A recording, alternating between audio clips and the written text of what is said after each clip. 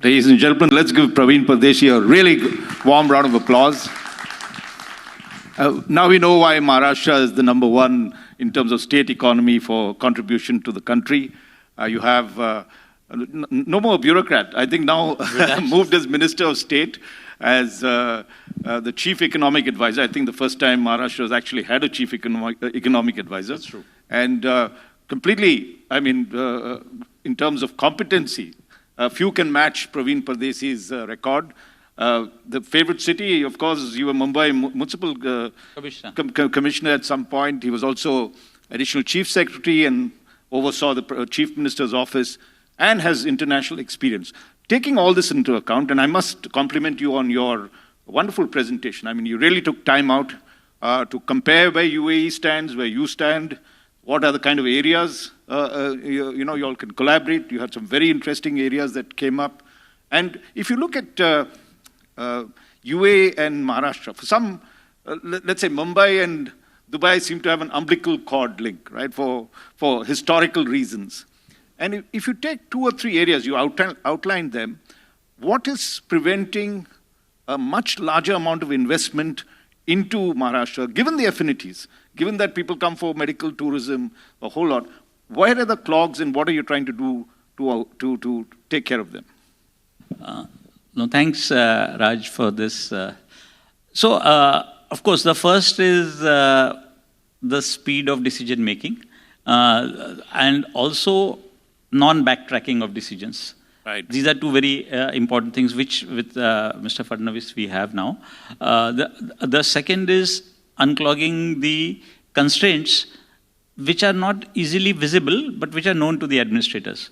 For example, that Dharavi real estate project, the only way it becomes viable, because you have so many people already living there, maybe upwards of 500,000 people, you cannot really redevelop it unless you rehouse them temporarily and build. And there is no space in Mumbai. So one of the things which Mr. Fadnavis and Railway Minister then did was, we assigned a large patch of land, which is free, from railways for the housing, temporary housing of the slum dwellers, so that the land could be freed up and then they get back a better housing because of the 5 years it takes.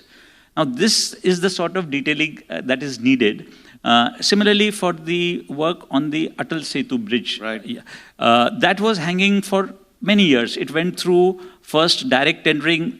It didn't get, because they were trying to get a PPP partner. Again, people don't believe that the government will stand by what it has committed. So Tata's wanted to do it. It didn't go through. So Mr. Fadnavis understood this, that there's a problem of credibility. So we need to do it ourselves. But taking a loan of $3 billion means we cannot fund the financial stress which the farmers face and many other issues. So we talked to Government of India and we changed the rule that Maharashtra government need not borrow the money from JICA. AAA rated parastatal like MMRD, Mumbai Metropolitan Regional Development Authority, it's a AAA rated, can directly borrow the amount because it can repay. So therefore, it doesn't increase the fiscal deficit of the state, and they're able to repay it. So this was a change which Government of India did with Mr. Fadnavis's persuasion. So going back to your original question, we need to identify each of these constraints on land development, availability of alternative land, on easy access to finance and the credibility of implementation on the ground. That's what enables people to invest. You know, whether we like it or not, politics and economics go hand in hand, right?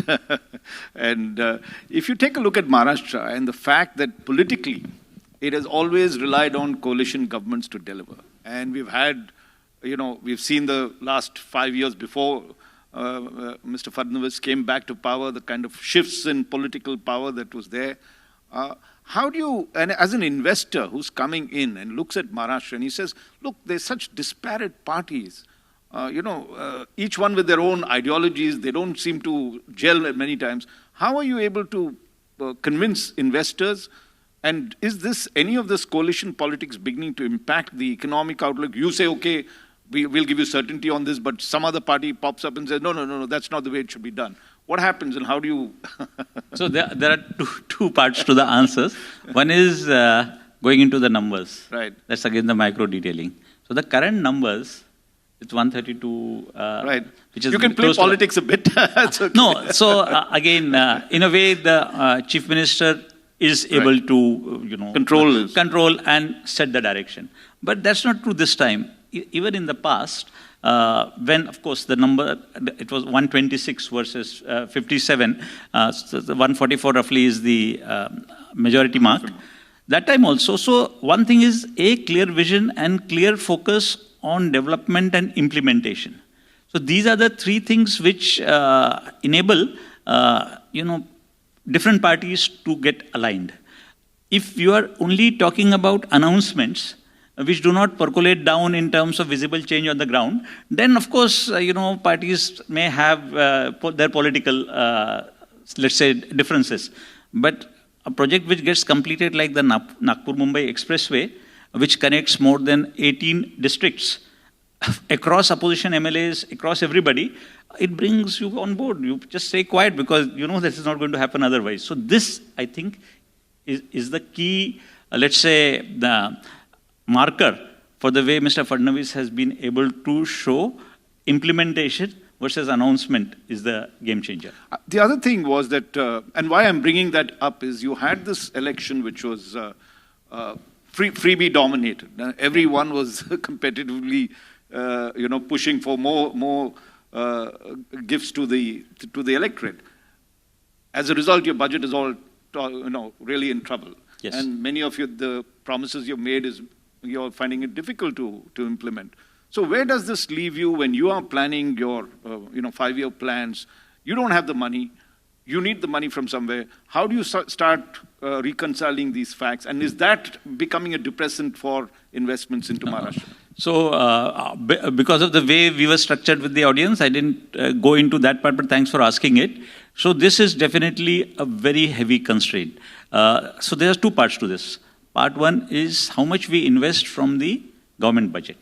And second is how much does that government budget investment draw in private investment. So together, the two make up what the growth factor is. Right. So let's come to the first part.